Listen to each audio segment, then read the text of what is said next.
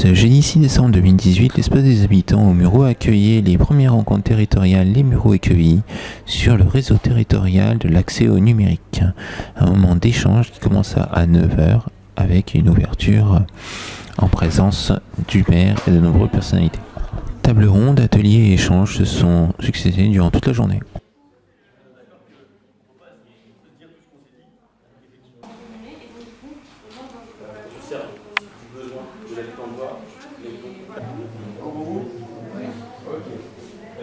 Outil diagnostic.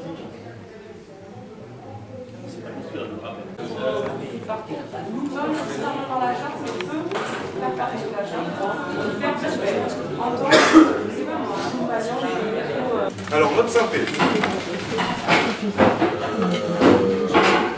J'ai appelé ça des rubriques. On a fait ça sous forme de rubrique. Donc, diagnostic. Diagnostic des publics à partager. Profil des accompagnants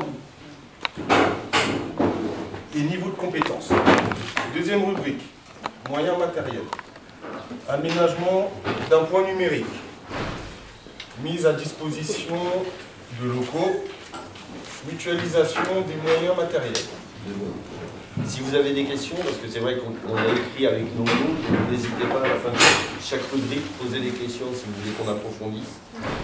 Mais là, l'idée, c'est qu'on soit sur une synthèse. Bien sûr. Et donc, le principe de ce groupe, c'était réfléchir en effet à la mutualisation de ressources. Donc là, ils sont en train de présenter des propositions d'éléments à mutualiser. Moyens humains. Mécénat, entreprise. Parrainage, réseau local. Mutualisation des moyens. Un référent par structure. Mutualisation des ressources et expertise. Moyens financiers. Entreprise ou fondation. Dossier de demande de subvention mutualisée. Pôle, ville, U. Outils usagers. Chartres.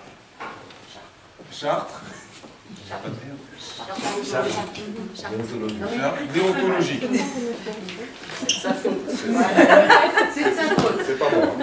L'animateur, ils m'ont fait passer médecin. Fake news. Radicalisation RGPD. Fiche de suivi. Webex. Visioconférence. Ça c'est des thématiques que vous proposez de creuser. Là, on est vraiment sur des idées chapeaux, en fait, et ensuite, il y aura vocation à détailler les propositions qui ont été faites par d'autres groupes. Usagers détenteurs de ces informations, quelle activité pour quel public? Passeport, coffre-fort numérique, parcours, outils accompagnants, visioconférence ou réunion physique.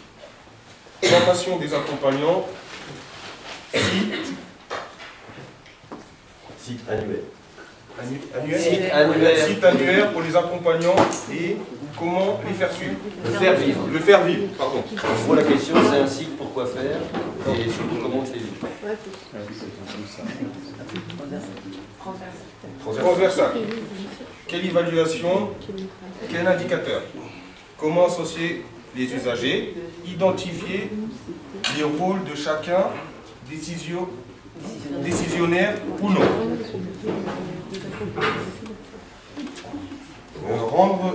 Rendre compte de notre activité, transparence. Dépasser les contraintes inhérentes à chaque structure. Non, opérateur, pardon. Gouvernance, maintien du comité technique nécessaire. Des questions? C'est un docteur qui a écrit, ça se voit. Hein. Et se féliciter de la présentation par Jérémy, qui a découvert aujourd'hui qu'il devait intervenir et qui par ailleurs est usager de nos structures et non pas dans une posture d'accompagnement. On a travaillé sur les thématiques d'une future charte, donc l'outil qui pourra être utilisé par les adhérents et et les aidants et les aidés. Voilà. Donc on en a fait ressortir 4, dont l'une qui s'appelle donc la posture de l'accueillant. Donc ça va reprendre de la distance, la posture aussi du professionnel, de l'écoute et de la pédagogie. La deuxième, c'est la responsabilité de l'accompagnant et de l'accompagné. Droits et devoirs mutuels. Responsabilité et responsabilisation de l'usager. En 3, donc la confidentialité, à savoir la sécurité des données, quel niveau d'information entre les partenaires. Et au 4, accompagnement, donc au niveau des diagnostics des besoins, orientation mutuelle, pédagogie, et donc organiser des ateliers d'initiation. Ensemble, et surtout comment mieux se connaître aussi, on a pas parlé de ça.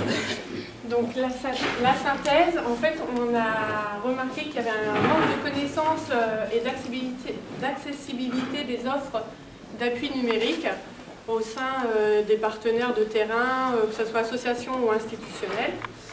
Donc pour pallier à ce manque de connaissances, en 1, on se propose de rencontrer entre aidants seulement, pour parler de ce qu'on fait au sein de notre organisme et au sein des associations.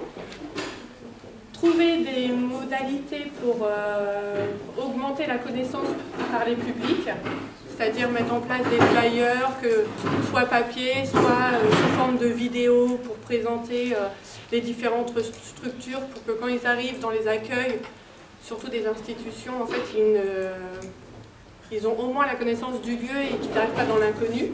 Et du coup, je pré-complète cet élément. En effet, on a marqué débat flyer parce que typiquement, sur ce sujet des publics, on a eu des participants qui ont dit moi les flyers ça marche pas du tout, d'autres ont dit nous ça marche vraiment bien, et on s'est rendu compte que il y avait quand même de la finesse à trouver dans cette orientation des publics. En fait, c'est le flyer peut marcher ou ne peut pas marcher, c'est qui le remet, à quel moment, dans quel contexte. En fait, c'est tout ce contexte-là qui fait que en effet, la personne va le lire ou va le jeter à la poubelle. Grâce à cet atelier, on a pu identifier qu'une poubelle pleine de flyers avait déjà trouvé preneur. Le participant est parti, mais a dit qu'il voulait récupérer tous ces flyers car il allait en faire bon usage. Donc on voit déjà les forces du réseau. Je prends en compte l'idée de vidéo. Je trouve que c'est une entrée qui mériterait d'être creusée, parce que c'est vrai que souvent, on a comme premier réflexe l'utilisation d'un papier. Or là, on est, je crois, un peu ailleurs que sur le papier, et que peut-être faire passer des messages, on pourrait faire passer des messages entre nous, à l'aide d'une vidéo, serait peut-être plus adapté au public qu'on essaye d'accompagner. C'est juste une réflexion qui vient suite à ce que vous avez dit. Et juste, vous avez un exemple actuel, c'était vous qui citiez votre vidéo, une vidéo qui a déjà été mise en place et qui tourne en accueil. En fait, on a mis en place une vidéo sur une commune pour présenter certains lieux. Voilà, vous avez des problèmes avec ça, vous pouvez vous rendre dans cet accueil-là. Et la vidéo, elle tourne en boucle dans le quartier, en fait. Donc c'est pour ça que j'ai... Maintenant, on pourrait envisager une carte interactive, je clique là, et hop, je tombe sur la vidéo de la personne qui est accompagnante. Après, et qui présente les activités qui sont nécessaires. Beaucoup de travail, hein. Oui, mais... Ça rejoint. Ça rejoint. Nommé... Alors, on a rajouté cofinancé un poste de référent numérique sur la commune. C'est-à-dire que cette personne-là, toutes les institutions ou associations sur la commune donneraient les infos au référent numérique.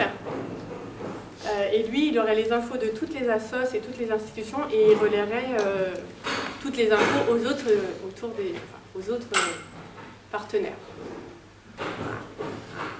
Parce qu'au sein de notre organisme, il y a des référents numériques et c'est eux qui passent l'info dès qu'il y a des nouveautés.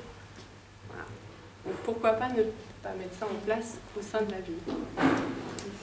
Je sens... Vous voulez que je vous dise? J'ai rajouté, vu que c'est le PIMS qui est à l'origine de cette journée, pourquoi pas quelqu'un du PIMS. Et là, par contre, je ne sais pas.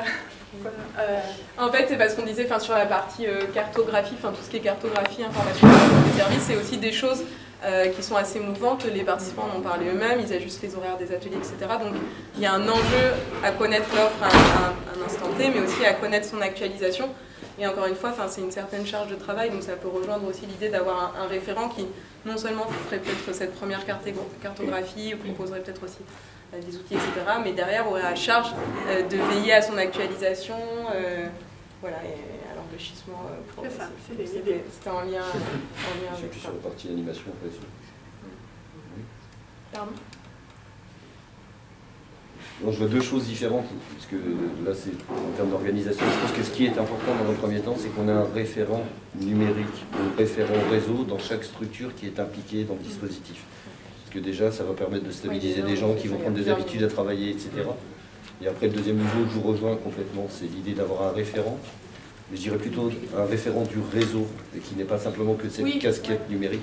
Si je peux me permettre, hein, je pense que je vais dans le même esprit que vous, hein, mais voilà, que pour faire vivre ça, c'est ce que vous mettez tout de suite en dessous, hein, qui est, il y a des enjeux d'actualisation, il y a des enjeux de relance, il y a des enjeux d'organisation, et ça ne va pas se mettre en place sans rien. Mais en effet, c'est ressenti aussi dans une des discussions qui était, en fait, on oriente vers des offres numériques, mais pas que.